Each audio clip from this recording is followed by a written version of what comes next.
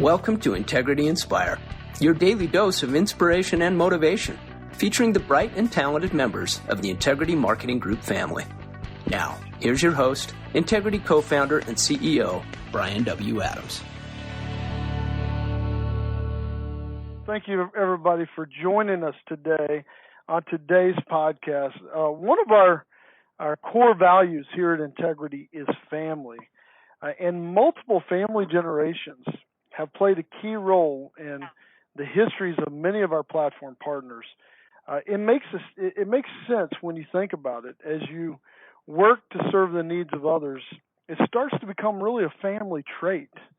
And today's guest, Karen Fredricks, the owner and CEO of MultiState Insurance based in Michigan, is one of those examples that we're talking about today. Karen's roots in the insurance industry run very, very deep. Her father, Ed Ohm Sr., founded the agency nearly 50 years ago.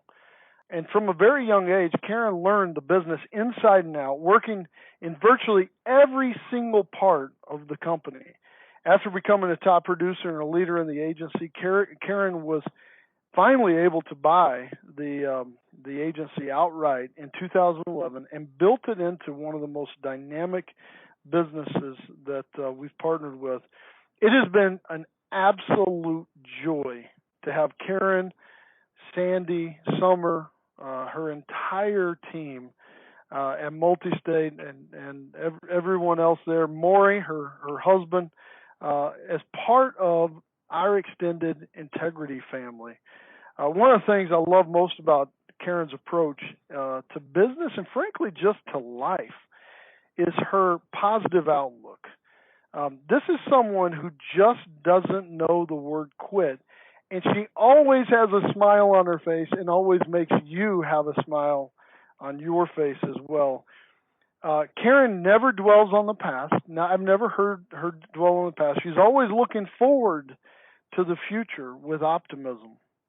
And that enthusiastic attitude to keep powering ahead and keep doing whatever it takes makes a big, big difference, especially in times like the ones that we're in today. And I'm grateful to be her partner and, more importantly, her friend. And I'm thrilled that she's agreed to share some of her thoughts and just join us today on this Inspire podcast. So, Karen, thank you so much. It is such an honor to have you join us, and I just love you and your family, and just that positive attitude. And there's certain people that whenever you get around them, you just feel better about yourself, and you just feel like there's more hope in the world, and you're more excited. And I don't even know how to describe it, but the way that you just make people feel like they're greater than they are, and just that kind of excitement about being around each other. And so I just want to tell you thank you for being my friend, thank you for being my partner, and welcome today. We're excited to have you. Appreciate you joining us today. Thank you so much. I feel truly blessed and honored to be doing this. So if you would have told me years ago that I'd be inspiring people a couple days after Mike White was on the phone and some of my other great friends and people I look up to, I would have never believed it. So thanks for those nice words, and I really appreciate it. Well, listen, I know what Mike is also one of all of our close friends. I know what Mike would say right now. He would say, "Are you kidding me? I'm just honored that I was able to be on the same stage as you, because that's how you make all of us feel." And so I know that's what Mike would say, because that is truly how we all feel. And so, Karen, you and your family, man, y'all's business has been around for 50 years, which is just an amazing family legacy. And we talk a lot about family here at Integrity. We're family-run businesses. We have a lot of family-owned businesses that join the Integrity platform, just like we were just talking about Sam Corey and that fourth-generation business becoming part of the Integrity family.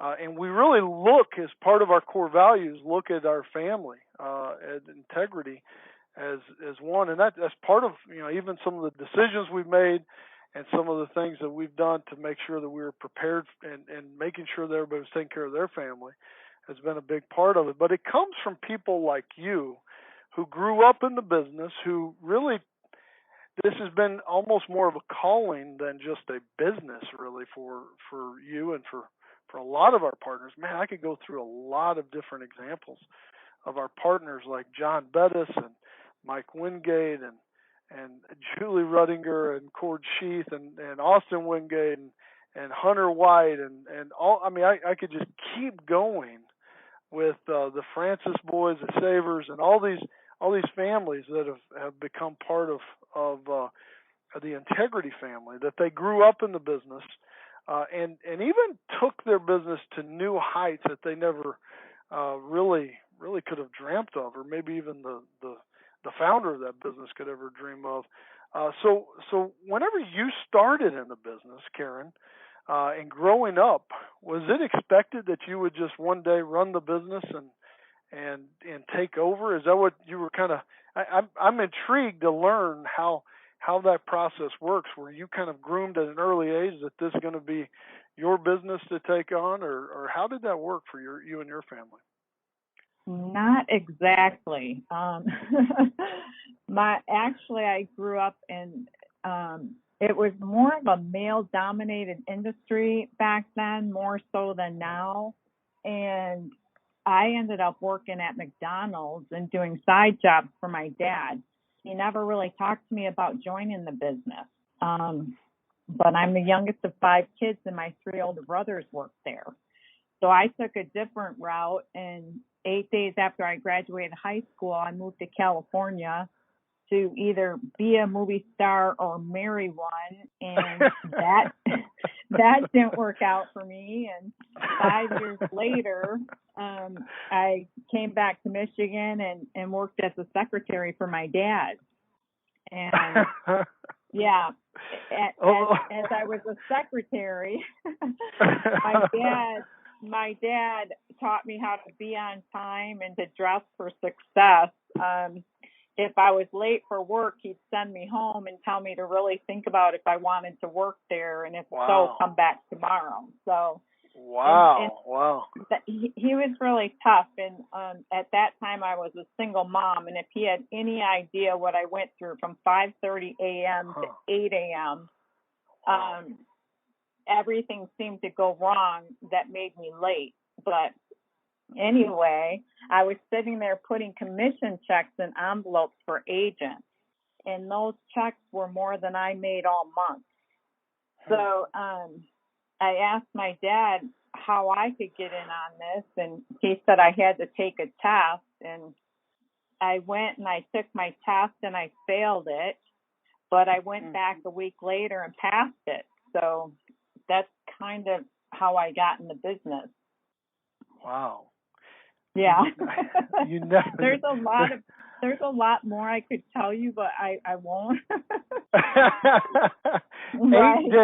8 days after high school, you left your job at McDonald's and left your hometown, and you drove out to California, and you were going to marry a movie star or be a movie star. I think you said be a movie star or marry one, so you wanted to be one first. Honestly, thank God that neither one of those happened, because I don't think our business would be the same and our industry would be the same, frankly, if that would have occurred, because I think you would have been a great actress. However, I know your husband Maury very well, and people are meant to be together sometimes, and you guys just are meant to be together. Man, it sounds like your dad was pretty hard on you on making sure that you got to work on time and being a single mom. I mean, we've got a lot of single moms out there that especially now with everybody working remote and everything that we're going through, you can realize how difficult that job is, especially working mothers that are trying to provide for their family, and still trying to homeschool their kids and take care of their kids and all that. I mean, that stress is incredible, and I can only imagine how incredible it was for you. But you one of the things I love about what you just said is you failed your test, and you got back up and you tried it again and you passed, and you were like, listen, I'm going to do this. You were working hard to provide for your family. You were working hard to make your dad proud, and you were sitting there going, man, I'm looking at these commission checks, and the people who are getting these in a week made more than I made in a month. I can do better. I can rise up, and I can do that job.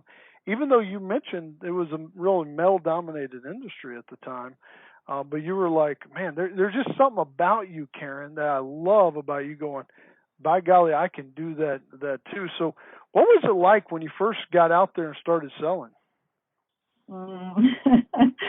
Well, those were very different times from today. We didn't have GPSs or cell phones, and I remember I'd go to each city hall of the area that I was working in, and I'd get a map, and then I'd highlight my route. And I was not that successful at first. People would give me vegetables from their gardens or fresh eggs, and even ask me for dinner. And I got a whole lot of hugs, but I could never close the deal or get a check. And sometimes I spend 2 hours in a house. So I really talked too much. So over time, I had to change my approach, and learn that I wasn't the type of agent that could do a warm-up, because I would just get so far off track. So instead, I acted and would go in and just say, I'm here for 2 reasons: to see if you qualify and what you can afford. And back then I had 2 little like nameplates on my suit jacket, and one said Karen Fredricks, insurance agent, and the other one said I'm a proud owner of a life policy. So as I said, I'm here for 2 reasons, and started asking health questions, they could look at me and realize I was there to write insurance. And that's what I had to do. But even those days when I didn't sell, I actually waitressed at night, and I would just tell myself that tomorrow will be a better day. So that's what I always did. I had a bad day and just looked at the next day. Wow. So, see, there's a lot that I want to dig in. I just want to take a moment to dig into here. First of all, a lot of people maybe on this call don't know what a warm-up is. And I remember when I learned the term warm-up, when I started selling, I was in college and was selling door to door. It was hard.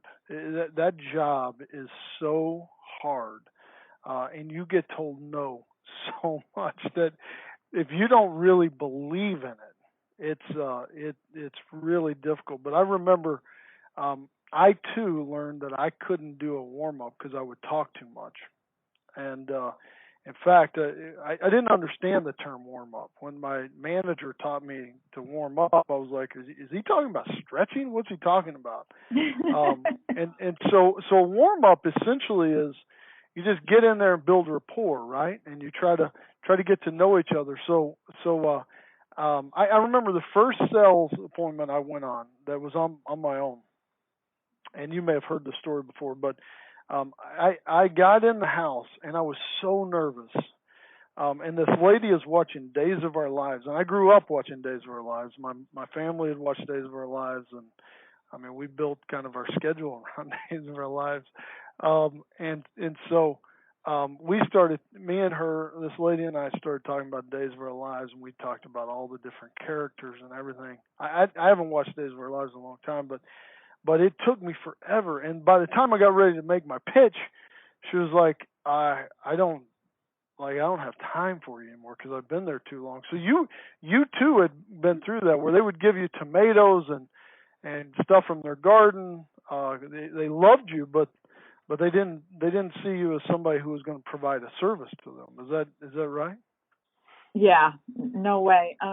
I remember my dad would say, Karen, you're not there to make friends. They have plenty of friends. You're just talking way too much. And then he told me, and I never forgot it, he said, you have 2 ears and 1 mouth. Use them in proportion. But wow. when I did go through the warm-up, sometimes their stories were really sad.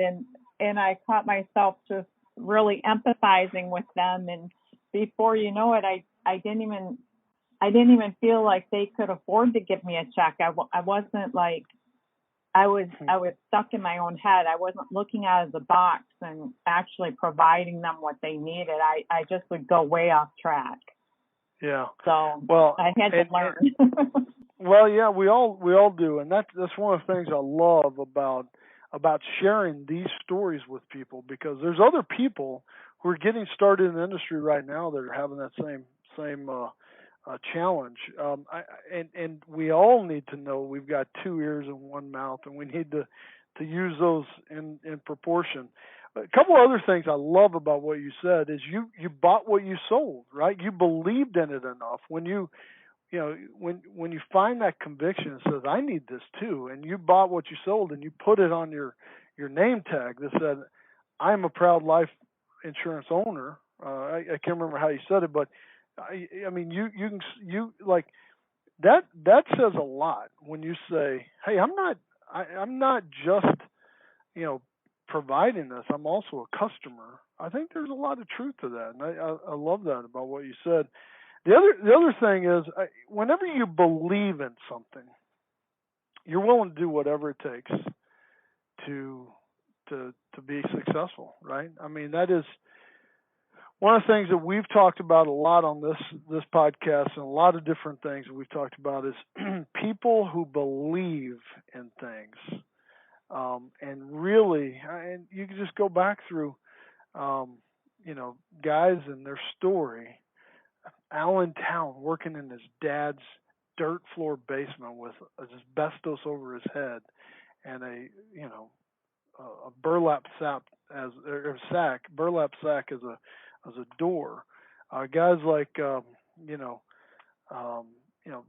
Mike White talking about it. He just wanted to mow his own grass. Like he didn't know why we didn't mow our own grass. And you've got these guys who just believe in it. They're just going to do whatever it takes to be successful. And you were even willing to take a waitressing job at night because you knew you had to provide for your family, but you also believed that you could get there and be successful in this, right?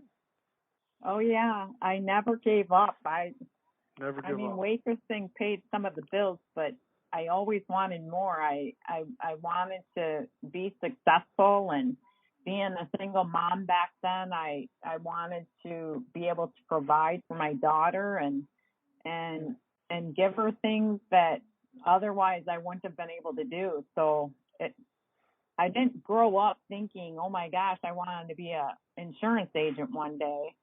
It's just I actually did it because I needed the money, and then over time I learned I was helping people at the same time, and together those things went hand in hand, and it was a great fit for me.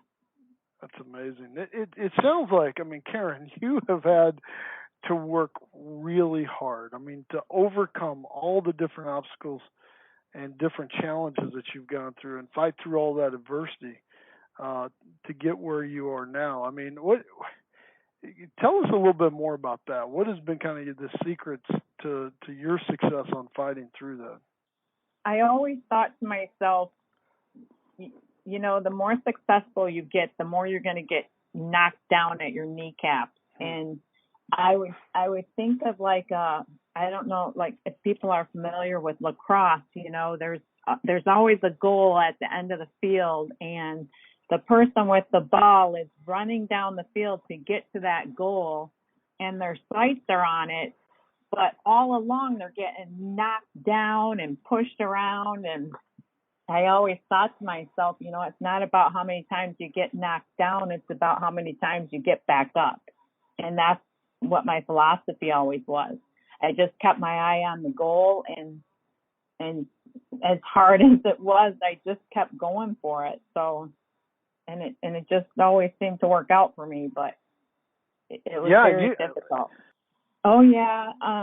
When I was in my 20s, my dad had sold the business to my brother, and in 2008, a lot had happened there, and he wanted out. So I said, why don't I buy it? I went to the bank and applied for an SBA loan, and it actually took me 2 years to close on that deal, because the SBA kept coming back with all of these impossible requests, and they actually made me, on the insurance contract, get amendments to say something that they wanted it to say, and my banker was like, okay, this is it. And instead, I found out who the top people were at the companies and got them on the phone and said, can you send me this amendment? And that alone is what kept me going for 2 years to be able to close that deal.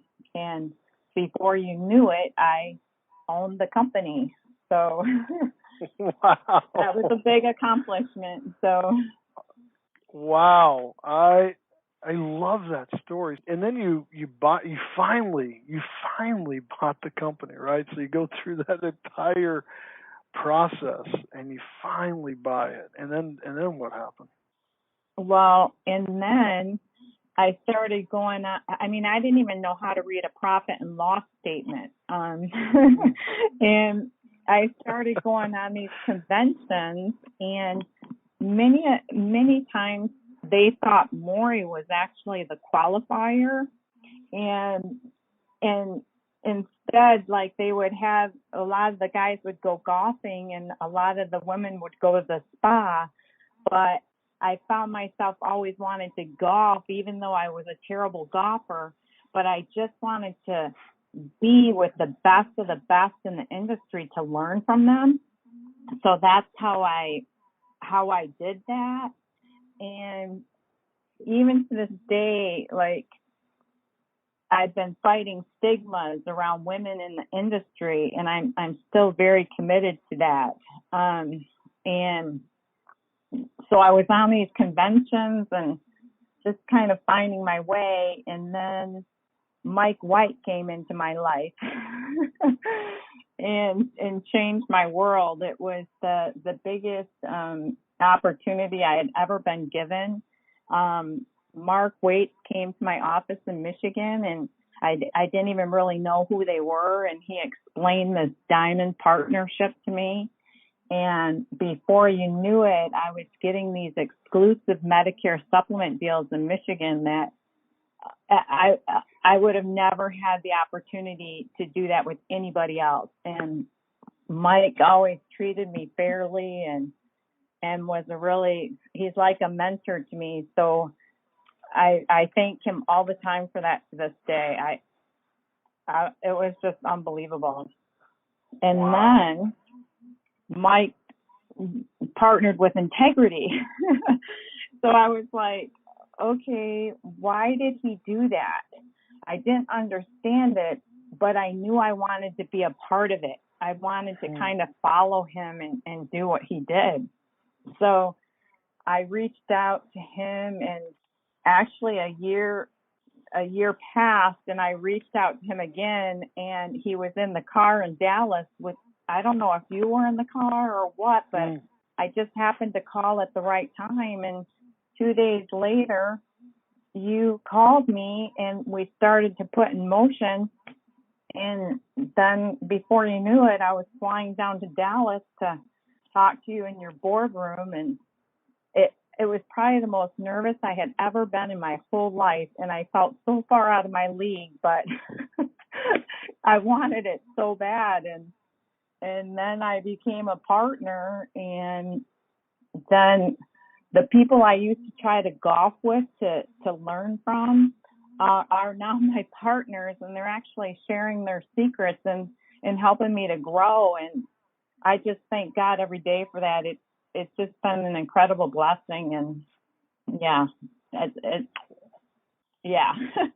Wow. Well, you're the blessing to us, and so it was. I remember that day very clearly.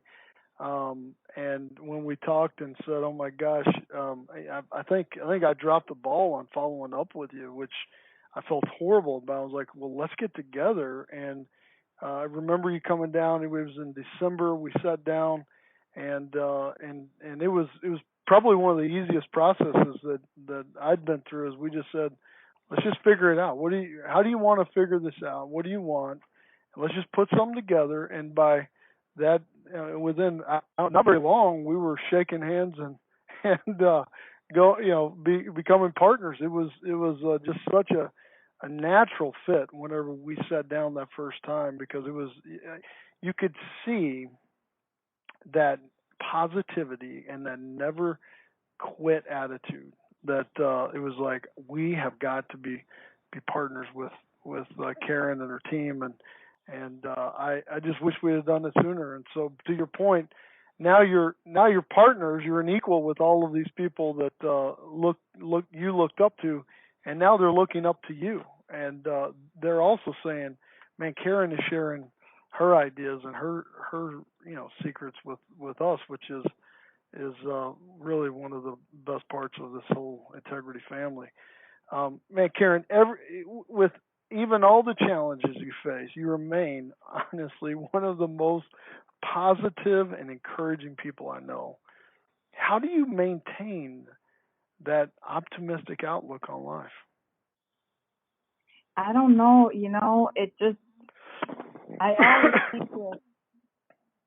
always think that every bad thing that happens, something good's going to come from it. Like, I don't know if you know this, but at night, it's always the darkest right before the dawn of the day. And one of my favorite sayings is, every flower that ever bloomed had to go through a whole lot of dirt to get there. So for me, wow, everything that was really hard, or look at when it rains and it's dark, and then this beautiful rainbow comes out. Like, what we're going through right now, it's hard for people to understand all that's going on, but I truly believe that for me, there was so much that I took for granted that I could do every day. And for me, when we're through this, I'm going to appreciate things more than I ever have. And I don't know. I just think with a lot of hardship comes good times, and hope is what gives me strength. So I don't give up saying that. I said to Sandy the other day, tomorrow will be a better day. And she said, you said that yesterday. I said, you have to keep looking back to the next day, because if you keep looking in your rearview mirror, you're not going to see where you're going. So that's what I always did. I don't know. I just try to stay really positive, and I try to do more for others. Like, sometimes when things seem almost impossible for me, I'll try to do something for somebody else to make their day, and that makes me happier too. So, yeah. Wow. Well, you've definitely made my day. That positivity and just that truth, and really just speaking the truth about that tomorrow is going to be a better day, and that there is going to be sunlight behind those clouds, is just a true message I think we all need to hear, especially in times like this. And so, thank you so much for sharing that. Now, you mentioned Sandy. I think it's interesting to bring this all full circle. So you were a family business. Your dad, Ed, started the business 50 years ago. It was a male-dominated industry, as you were talking about. People didn't even know you were the principal or the owner, even when you owned the business and you were going to these events. So you were playing golf, even though you didn't like golf, just so you could be close to the people and get to know people, to network. And then when you got that opportunity, you seized that moment, and you were incredibly successful with that. And you've always had this never give up attitude, this never quit, this positive outlook in life. I've never heard you, really even talk negatively about things, which is just so encouraging to my soul personally. And then to bring it full circle, now Sandy is in the business, your daughter, and we are you started as a family business.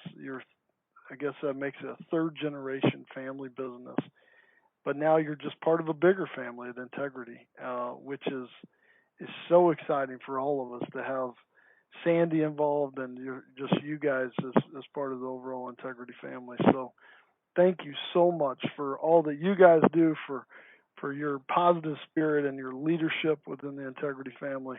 We're blessed because of you. Well, thank you. And I do want to add one more thing for everyone that's listening that is going through hardship. I know too well what's going on behind these muted phone calls. Like, your kids might be screaming, your laundry's piling up, the dishes are in the sink, and your anxiety is going through the roof. So I just challenge you right now to do the best that you can. And maybe it's not as best as before when you were in your offices, but we are going to come through this. And if your kids are yelling and screaming, just take a little bit of time throughout your day and get at their eye level and just give them some of your attention. And for me, when I was under so much stress, I'd be yelling at the kids at the same time. And really don't stress yourself out so much. Just kind of take one day at a time and take some deep breaths and just do your best. And that's all anyone can ask of you. So that's something I felt like I had to say. Thank you for saying that. And man, that's great advice for all of us going through this time, because everything is turned upside down in different ways, and not only for our kids but also for us. And their normal is different. Our normal is different, and so taking that time, that's just a really good message there. Well, Karen, thank you so much. We love you. We appreciate you. This has been just one of the most inspiring podcasts that we've done, and I want to thank you for your friendship, and I want to thank you for your leadership here at Integrity. We wouldn't be where we are today without you. So thank you, my friend. Thank you so incredibly much. Thank you. You're the best. Thank you so much. So I want to thank everybody for joining us on today's podcast. Hopefully you see just how amazing the people we have here at Integrity, and just what this partnership really is all about. And that positivity really pays off in the long run. And so we thank you all so much for joining us. We've got another second generation business owner that's going to be joining us tomorrow that is going to be sharing some of his thoughts and wisdom about growing up in the business and then taking that business to a new level that they had never been at before. And so we've asked John Bettis from Elder Care to join us tomorrow. We're going to have a lot of fun. John is one of my very dear friends, and we're going to have a lot of fun on that message tomorrow. And so please be ready to join us and learn from that as well. Hope you all have a blessed day. And as Karen said, I encourage you to take a deep breath. Get in your. I'm going to do this. Get in your. Get eye level with your kids and take these moments day by day, little by little, because they're not going to last forever. Our kids aren't going to be young forever. These times of us working remote aren't going to be working forever or doing this forever, we hope. And so really just do your best in this time, and we'll all do incredibly well. So thank you all for all you're doing. God bless you guys. Talk to you tomorrow.